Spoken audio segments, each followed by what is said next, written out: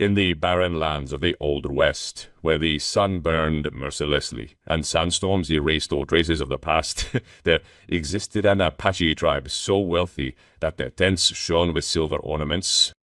The chief of this tribe, a wise man named Tagoda, had a single treasure that he valued more than all the gold in the world: his daughter, Naya.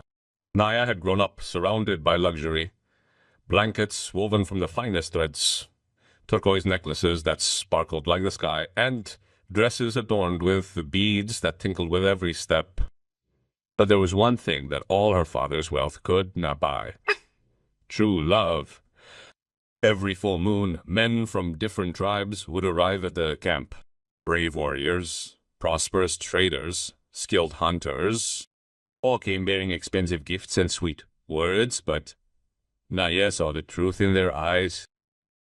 They would not look at her. They gazed at the jewels adorning her neck, the fine furs covering the walls of her tent, the herds of horses grazing on the nearby hills. One night, beneath a blanket of stars that looked like diamonds scattered across black velvet, Naya sat beside her father in front of the campfire. "Father, I am tired," she said in a soft but firm voice. "Tired, my daughter? But you have barely lived 20 springs," Tagoda replied, without taking her eyes off the dancing fire. "Tired of seeing men who only see what I have, not who I am. Tired of false smiles and empty promises." The chief remained silent. He knew his daughter's heart well. It was pure as spring water, noble as an eagle soaring through the skies. "What do you wish to do?" he finally asked. Naya took a deep breath. The flames of fire were reflected in her dark eyes, full of determination. "I want to find true love, but not as the chief's daughter, either. I want someone to love me for who I am, not for what I possess." "And how do you plan to achieve that?" A mysterious smile appeared on Naya's face.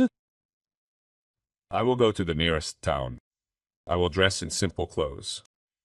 I will live as ordinary people live, and that way I will know who has a genuine heart." Tagoda looked at his daughter with a mixture of pride and concern. It was risky, but he understood her longing. "It is dangerous, Naya. The world can be cruel to those who seem to have nothing." "I know, father, but I would rather face cruelty with the truth than live in comfort with lies." Friends, don't forget to subscribe to the channel. We love to hear from which country are you watching us. Leave your comment. That makes us very happy and motivates us to bring you more stories. Now let's continue. 3 days later, as the sunrise painted the horizon orange and purple, Naya said goodbye to her tribe. She had on a rough, coarse cloth dress that was worn down by time. Her feet were clad in simple sandals, very different from the decorated boots she used to wear. Her hair, usually adorned with feathers and precious beads, now fell loose and unadorned over her shoulders. Her mother, with tears in her eyes, handed her a small leather bag. "Here is some food for the road, dude. Come back when you find what you are looking for, or when your heart calls you back home." Naya hugged her mother tightly, memorizing her scent, her warmth. "I will return, mother. I promise." The road to the town of Rio Seco was long and dusty. Naya walked for hours under the relentless sun. Her feet, accustomed to the soft leathers that covered the floor of her tent, now felt every stone, every thorn in the road. But she didn't complain. This was her choice, her test.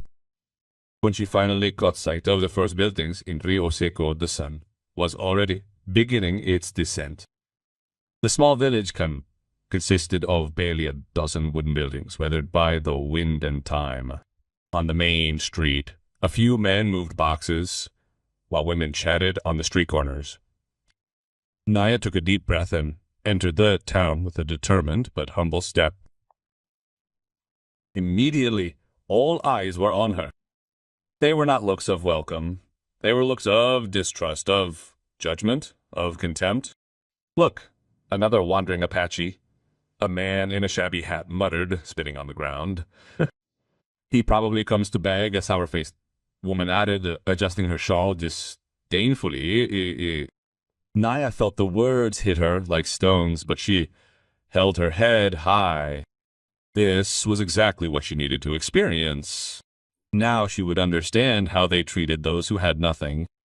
She headed toward what appeared to be a small general store. As she entered, the owner, a man with a thick mustache and cold eyes, looked her over from head to toe. "We don't have anything free here," he said abruptly, before Naya could speak. "If you don't have money, you better leave." "I have money," Naya replied calmly, showing her a few coins that her mother had put in the bag.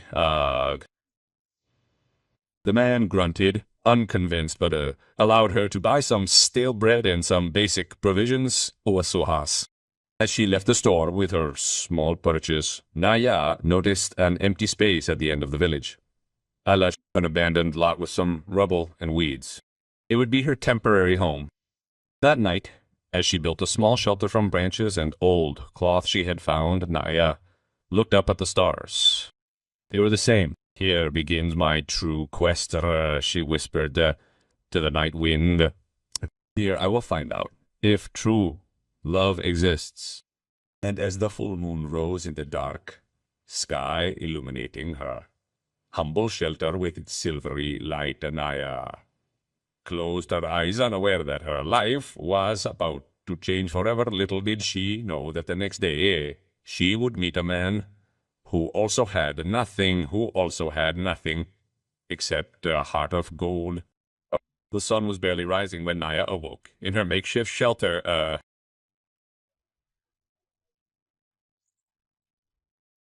Her body ached from sleeping on the hard ground, so different from the soft fur blanket she was familiar with. But she didn't complain. She got up, brushed the dust off her worn dress, and set out to explore the town. Rio Seco was slowly coming to life. Merchants were opening their shops, women were sweeping their porches, and men were preparing their horses for the day.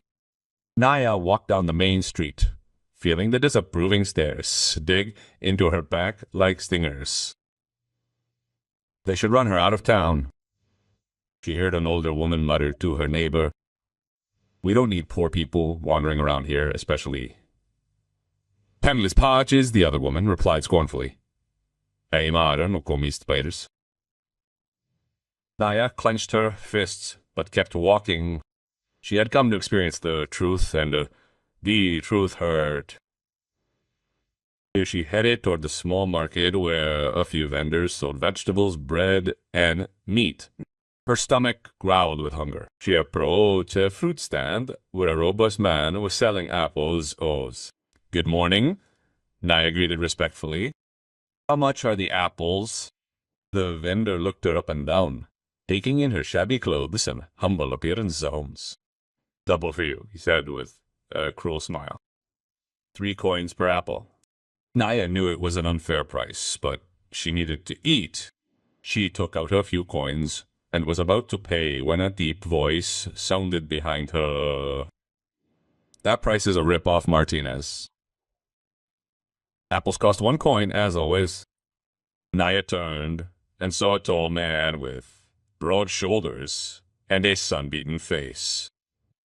He wore clothes as shabby as hers, a ragged hat, and boots with holes in them. His eyes, however, shone with an honesty that Naya recognized immediately. "This is none of your business, Cole," the vendor growled. "Go bother somewhere else." "It's everyone's business when someone tries to scam people," Cole replied calmly but firmly.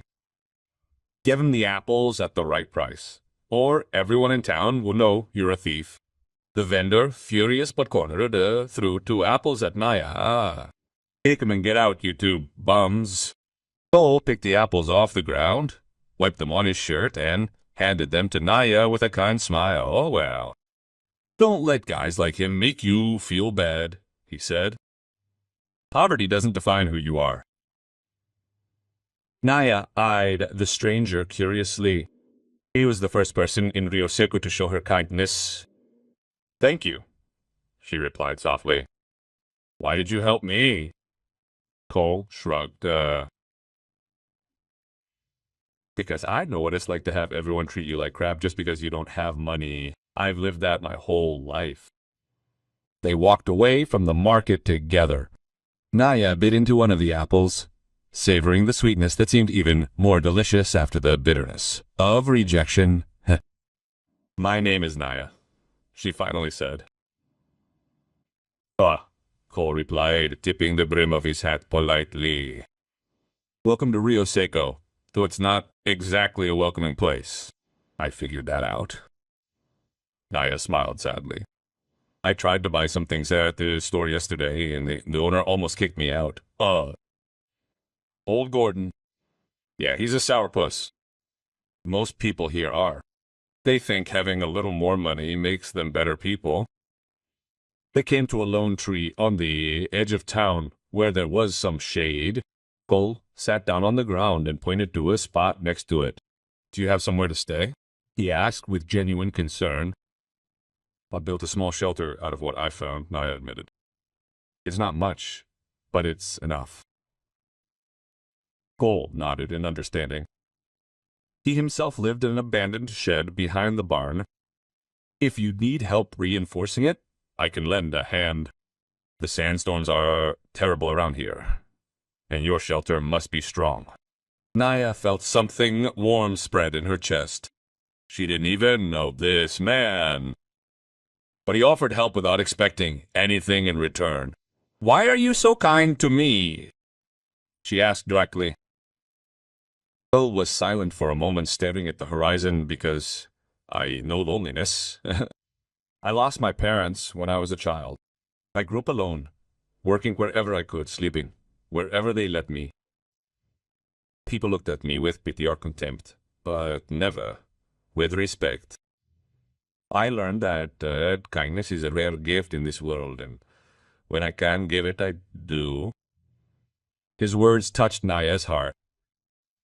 Here was a man who had suffered, who had nothing material, but who possessed something far more valuable and noble, a noble soul.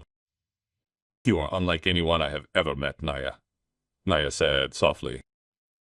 And where do you come from? Cole asked curiously. Your Spanish is perfect, but your features are Apache, right? Yes, Naya replied, choosing her words carefully. I left my home looking for something different, something true. Cole didn't press for details. He respected people's privacy. Well, whatever it is you're looking for, I hope you find it. And while you're here, you won't be completely alone. I'm a loner too, but two loners together make good company. Itinimo tokam. They spent the afternoon talking under that tree. Cole told about Rio Seco, about the people who lived there, about the fields where he sometimes got temporary work. Naya told him about her love of the stars, of horses, of the stories her grandmother used to tell. She didn't mention her true identity, her wealth, her lineage. In that moment she was simply Naya, a woman, without fortune but with dreams. And Cole was simply Cole, a man without possessions, but with a generous heart. As the sun began to set, it painted the sky in shades of red and gold. Cole stood up. Tomorrow I'll come and help you with your shelter, he promised. No one should sleep under a roof that could collapse. Thank you, Cole, Naya said. And for the first time since arriving in Rio Seco, her smile was genuine and complete. As she watched him walk away, his gait calm and sure despite his poverty, Naya knew that something special had just begun, something no amount of wealth could buy. The following days transformed Naya's life in ways she never imagined. Cole kept his promise, and each morning he showed up with borrowed tools, old planks he'd found, and a smile that brightened even the grayest mornings. Good morning, Naya. He always greeted her with the same enthusiasm, as if she were the most important person in the world. Together, They rebuilt the shelter. Paul taught Naya how to nail the planks together to resist the wind, how to weave branches together to make a more solid roof, how to dig small channels around it so that rainwater wouldn't flood the interior, the interior. My father taught me this before he died, Cole explained as he worked. He said that a man who knows how to build with his hands will never be completely lost. Naya watched his rough, calloused hands that worked tirelessly, not for himself, but to help her. No rich suitor had ever done such a thing for her. But the town did not look kindly on this friendship. Gossip grew like weeds. Look at Cole, wasting his time with that Apache with no future, the blacksmith would say scornfully. You poor people together will only be poorer, the seamstress would add with a wicked laugh. One afternoon, as Naya walked to the town well to draw water, a group of women blocked her path. This well is for the people of the town, said the leader of the group, a woman named Rosa with a gaunt face. Not for tramps, I just need water. Naya replied calmly, though her heart was pounding. Then go fetch it from the river, like the animals. Another woman spat. Naya felt humiliation burn her cheeks, but before she could respond, Cole's voice rang out from her, Get out of the way! The women turned in surprise. Oh, this is none of your business, Rosa said haughtily. Any injustice is my business, Cole replied, stepping up beside Naya. Or, this well belongs to the people, and she's in the people. She has as much right as any of you. Are you defending her? Rosa asked incredulously. You're a fool, Cole. She has nothing to offer you. Cole glared at the women with an intensity that made them flinch. You're the ones with nothing to offer. Naya's kindness. She has dignity. She has courage. That's worth more than all the gold you could ever possess. The women, ashamed and angry, scattered, muttering insults. Naya stood still, tears threatening to escape her eyes. You didn't have to do that, she whispered. Yes, I had to, Cole replied softly. I can't keep quiet when I see cruelty. That night, sitting by the shelter they had built together, Naya decided to test Cole's heart in a different way. Cole, I'm hungry, she said, though she had recently eaten, but, I don't have any money left to buy food. Cole didn't hesitate for a second. He pulled a small cloth bag from his pocket. Here, he said, handing it to her. This is all I have. It's enough for some bread and maybe some cheese. Naya looked at the bag, knowing that those coins probably represented everything Cole had earned in a week of hard work. I can't accept this, she said, pushing the bag back. This is all your money. Money can be earned again, Cole replied with a smile. But true friendship is irreplaceable. Besides, what kind of man would I be if I let you go hungry when I had something to share? Naya felt her heart swell with excitement. She had tested Cole, and he had passed the test with flying colors. You are a special person, Cole, she said, her voice shaking. And so are you, Naya. That's why I help you. Not because I expect anything in return, but because she paused, searching for the right words. Because when I look at you, I see someone who deserves all the kindness in the world. Days turned into weeks. Cole continued to work wherever he could and always shared his earnings with Naya. He would bring her wildflowers he found in the fields, tell her stories by the fire, and protect her from the cruel looks and comments of the villagers. One cold morning, Naya woke up shivering. The shelter was good, but it didn't have enough blankets for the cold of the desert night. When Cole arrived and saw her shivering, he immediately took off his jacket, the only one he had, and wrapped it around her.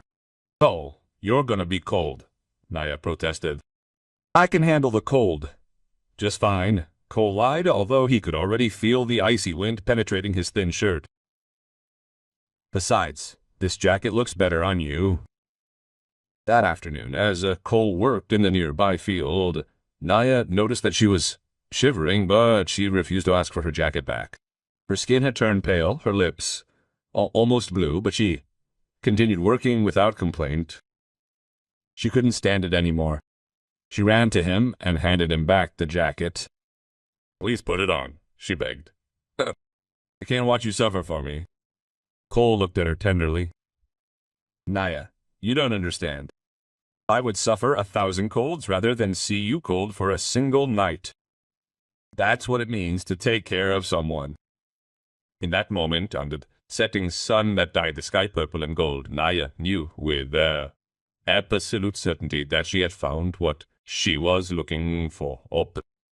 Not in a wealthy warrior, not in a prosperous trader, but in a humble cowboy who had nothing except a heart bigger than the entire Western Territory. Well, Cole said softly, there's something I need to tell you. But before he could continue, the sound of horses' hooves echoed in the distance, echoed. So many horses. Naya paled. She recognized that sound. It was her tribe. They had come for her. The secret was about to be revealed, and Naya didn't know if Cole could ever forgive her for keeping the truth from him. Clouds of golden dust rose into the air as a dozen Apache horsemen rode into the town of Rio Seco. These were no ordinary riders.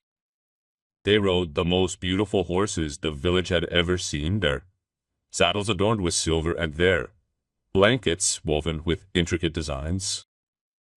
The warriors wore fine furs and carried serried weapons decorated with turquoise and coral.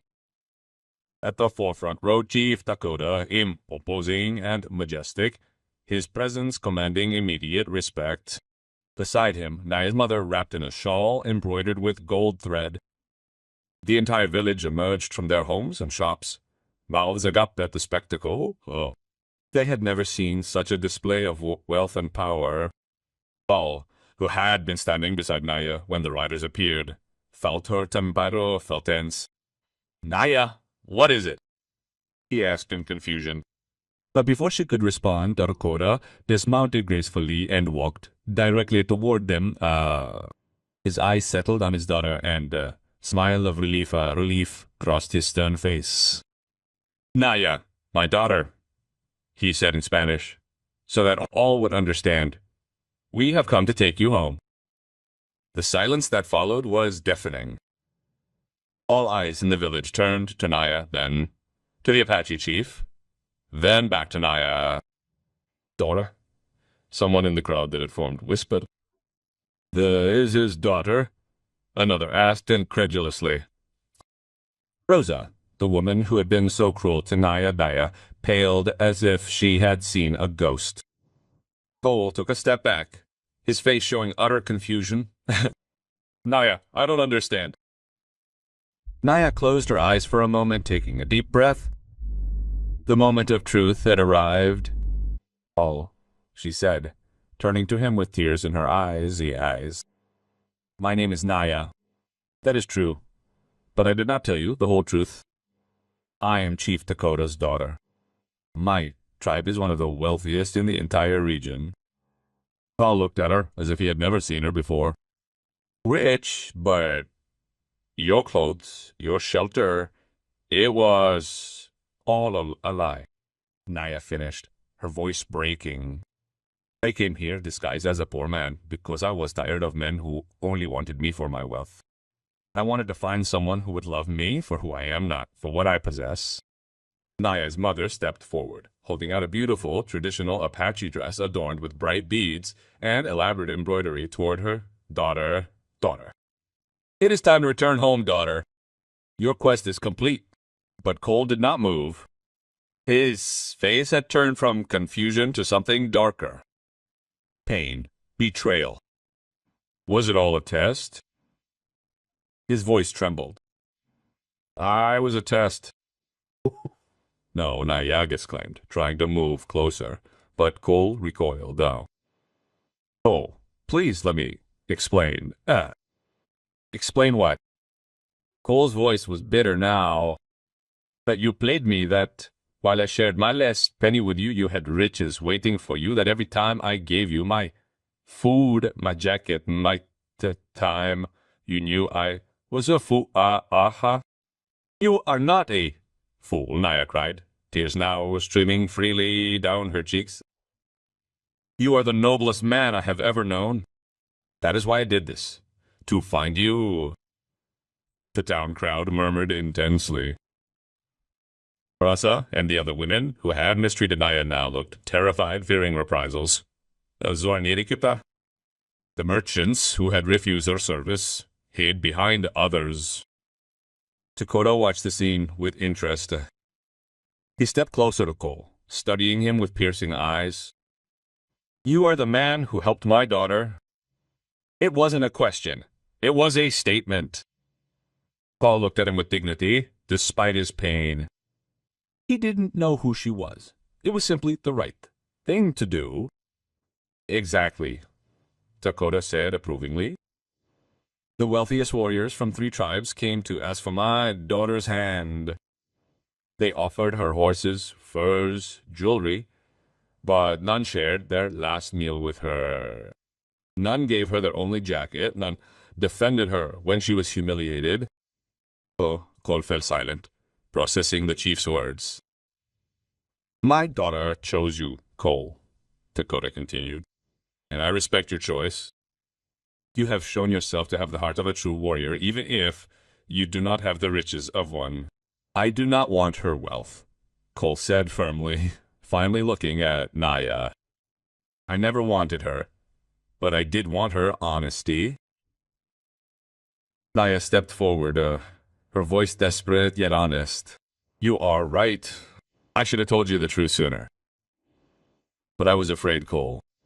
Afraid that if you knew who I really was, you would change. Afraid that you would treat me differently. All the men whom my true identity saw only my wealth. I am not every man, Kua replied. I know, Naya whispered. That is why I fell in love with you. Silence fell over the square. Even the murmurs of the crowd ceased at this confession. Kong closed his eyes, fighting with his emotions. He had been hurt, deceived, but he had also found something real, something he had sought his entire life without knowing it. Do you truly love me? She asked finally, her voice barely audible. Or is this part of your test too, Wada? Naya removed a simple necklace she had hidden beneath her tattered dress. It was the only thing of value she had brought with her. A family locket that had belonged to her grandmother. This medallion has been in my family for generations, he said, placing it in Cole's hands. It is worth more than all the gold in my tribe, for it represents our lineage, our history. I give it to you, Cole, not as a token, but as a promise. My heart is yours, if you will still have it. Cole looked at the medallion, then at Naya, then at Chief Dakota, who watched with a mixture of grimness and hope.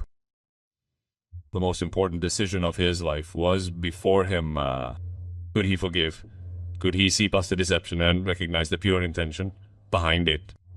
The desert wind blew between them, carrying with it the weight of a moment that would change everything. Cole held the medallion in his shaking hands, feeling the weight of generations of Apache history in that small piece of ornate silver. The afternoon sun illuminated the tears that glistened in Naya's eyes. And in that moment, Cole saw beyond his pain. He remembered every genuine smile she had had, every laugh they had shared by the fire, every conversation under the stars. Those moments had been real. The deception about his identity didn't change the truth of his emotions. He took a deep breath and looked Naya straight in the eyes. I'm hurt, he said honestly. I won't lie about that, but I also understand why you did it. If I were you, I would have wanted to know who truly loved me. Naya held her breath, waiting. And the truth is, Cole continued, his voice growing firmer, the truth is, I fell in love with a woman who laughed at the stars, a woman who found beauty in wildflowers, a brave woman who endured rejection and cruelty without losing her dignity. That woman is real, Naya. Rich or poor, she's still you. Nice tears were now ones of relief and joy. So will you forgive me? Paul took a step toward her, closing the distance between them.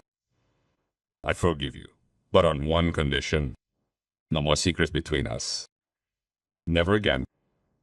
Never again, Naya promised, her voice cracking with emotion. I swear to you. Before everyone's eyes, Cole took her hands. In his own, the people and the Apache tribe spoke the words that sealed their fate. So yes, Naya, I accept your heart and give you mine in return, though it is the only thing of value I possess. It is all I need, she whispered, and they embraced as the crowd watched in stunned silence. Dakota stepped closer to them, placing a hand on Cole's shoulder. You have passed the hardest test of all, young Cole. Not the test my daughter designed, but the test of forgiving when you have been hurt. That requires a courage few men possess. He then addressed the crowd of the people, his voice ringing with authority.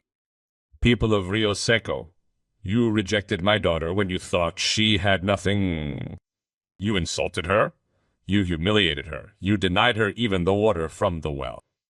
But this man, he pointed to Cole, this man you too despise for his poverty, treated her with dignity and respect. Raza and the other traders hung their heads in shame. You are learning a lesson today, Dakota continued. True wealth is not measured in gold or silver. It is measured in honor, kindness, and courage.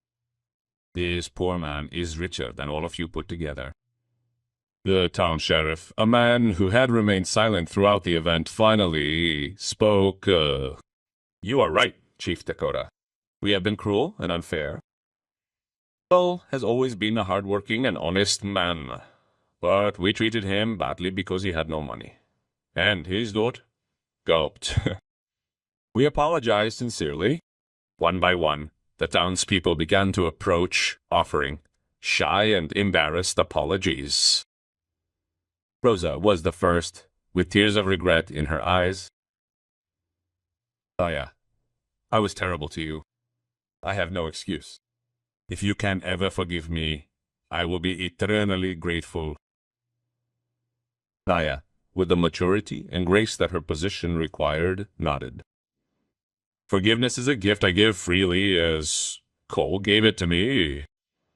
But I hope this lesson remains in your hearts. Never judge people by their possessions. Naya's mother then approached wearing the beautiful traditional dress. My daughter, it is time to go home. And Cole looked at the young cowboy with a motherly warmth. You will come with us, too. You are part of our family now. Cole looked around his humble refuge, the town that had been his difficult home, and then at Naya. Are you sure of this? He asked quietly. I have nothing to contribute to your family. I know nothing of being rich, of living among the Apache nobility. Naya took his face gently in her hands. You have given me everything that matters, Cole. You gave me respect when no one else would. You gave me kindness when the world was cruel. You gave me unconditional love. That is worth more than all the wealth of my tribe. Dakota smiled, pleased with his daughter's answer. Lord, in our tribe, a man is not measured by what he is born with, but by what he builds. With his hands and his heart, Utart. You will have a place of honor among us. We will teach you our ways, and you will teach us yours. That is how two worlds come together. That afternoon, as the sun set in a blaze of orange and purple, Gold rode alongside Naya toward their new life. The tribe surrounded them, singing traditional songs of celebration. The people of Rio Seco watched them go, some with envy, others with admiration, all with a lesson etched into their hearts. Before disappearing over the horizon, Cole turned one last time toward the town. He felt no bitterness, only gratitude, for it was in that difficult place that he had found the greatest treasure of his life. Naya noticed him looking back and smiled. "Will you miss Rio Seco?" she asked. I won't miss the place," Cole answered honestly. "But I will never forget what I learned there. I learned that true love knows no bounds of wealth or poverty, that a kind heart is the only treasure that truly matters." They rode off into the sunset. Two souls who had found in the midst of adversity what many searched for their whole lives. True love, pure and unwavering. And in the Apache lands where the mountains touched the sky and the rivers sang ancient songs, Cole and Naya built a life together. He learned the traditions of his people and became a respected member of the tribe. She never forgot the lessons she learned at Rio Seco, and always treated everyone equally, no matter their wealth. Years later, when they told their story around the fire to new generations, they always ended with the same words: "Soris, true love cannot be bought with gold, it is earned. Is kindness cultivated with respect and maintained with honesty. And when you find it, you discover that you are the richest person in the world, no matter what you have in your pockets." And so, under the same stars that had witnessed their first meeting, Cole and Naya lived happily, proving every day that true love always triumphs, made it triumphs.